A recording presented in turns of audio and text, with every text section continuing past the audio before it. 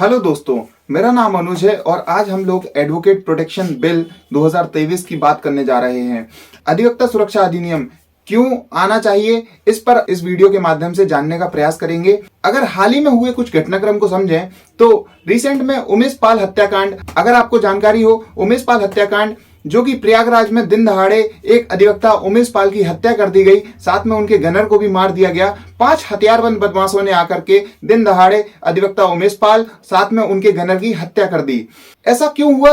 वास्तविकता में अतीक अहमद का जो एक केस है, जो कि बीएसपी एमएलए राजू पाल हत्याकांड का मुख्य आरोपी है, जो कि अभी जेल में बंद है, उसी के केस में एक मुख्य गवाह के रूप में उमेश पाल गवाही देने जा रहे थे। वहीं पर अतीक अहमद के गुर्गों ने आकर के उमेश पाल की और साथ में उमेश पाल के गनर की हत्या कर दी। और ऐसा दिन दहाड़े हुआ। कुछ ऐसे क्रिमिनल्स जिनके हौसले इतने बुलंद हैं कि जो आम जनता को तो छोड़िए, एक अधिवक्ता को भी मारने में संकोच नहीं करते हैं, और दिन दहाड़े गोली मारकर एक अधिवक्ता की हत्या कर दी जाती है।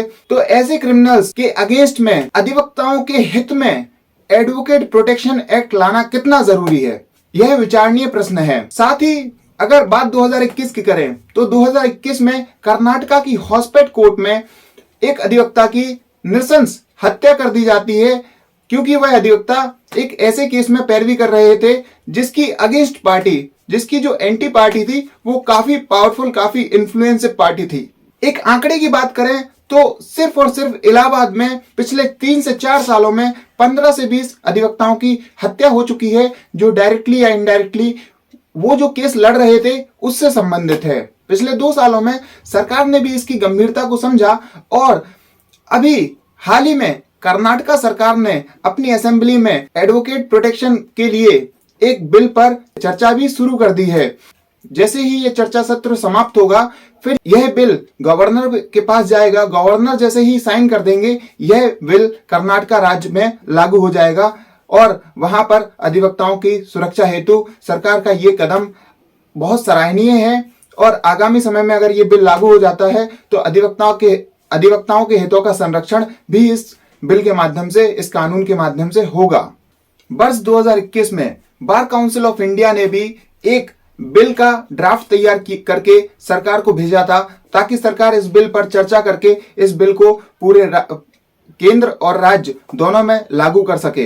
वर्ष 2019 में मध्य प्रदेश सरकार ने भी यह आश्वासन दिया था कि वह अधिवक्ताओं के हितों के संरक्षण के लिए ऐसा कानून, अधिवक्ता संरक्षण अधिनियम लेकर के आएंगे। हाल ही में 23 फरवरी 2023 में कर्नाटका की जो असेंबली है उसमें इस बिल पर चर्चा शुरू हो गई है, और जैसे ही यह चर्चा विधानसभा में समाप्त होती है, यह बिल पास होता है, फिर यह गवर्नर के पास सिग्नेचर के लिए जाएगा और पूरे राज्य पर अधिवक्ता संरक्षण कानून लागू हो जाएगा।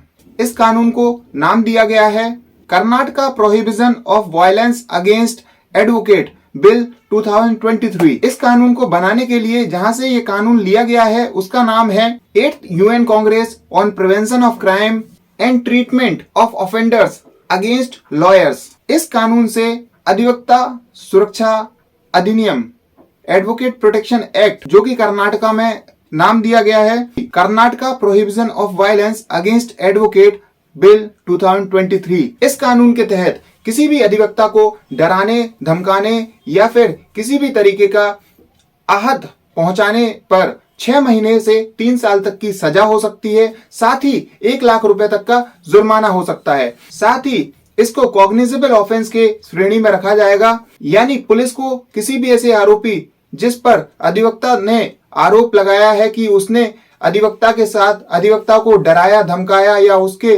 उसको चोट पहुंचाने की कोशिश की है, तो उसको बिना वारंट के गिरफ्तार कर लिया जाएगा और पूछताछ करने के बाद, इन्वेस्टिगेशन के बाद अगर वाकई आरोप बनते हैं तो उस व्यक्ति को जेल पहुंचाया जाएगा। साथ ही उसका ट्रायल भी चलेगा, जो कि जुडिशियल मजिस्ट्रेट फर्स्ट क्लास के द्वारा चलाया जाएगा।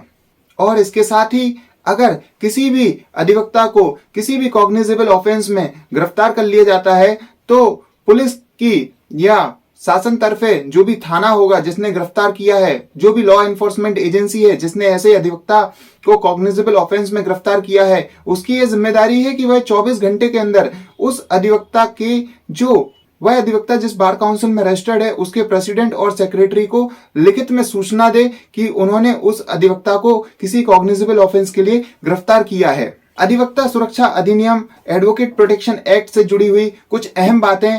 आशा करता हूं आपको ये वीडियो पसंद आया होगा। साथ ही इसके अगले एपिसोड में जो बार काउंसिल ऑफ इंडिया ने ड्राफ्ट तैयार किया है एडवोकेट प्रोटेक्शन एक्ट के लिए, उस पर हम विस्तार से चर्चा करेंगे। बड़ी बारीकी से मैं आपको समझाने का प्रयास करूंगा कि बार काउंसिल ऑफ इंडिया ने जो ड्राफ्ट तैयार किया है उसमें क्या क्या है, और उसके बाद हम लोग इसके अच्छे और बुरे परिणामों पर भी कुछ चर्चा करेंगे।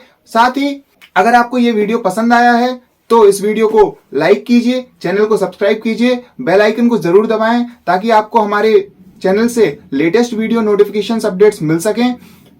इस वीडियो को ज्यादा से ज्यादा शेयर कीजिए ताकि और लोगों को भी जागरूक किया जा सके।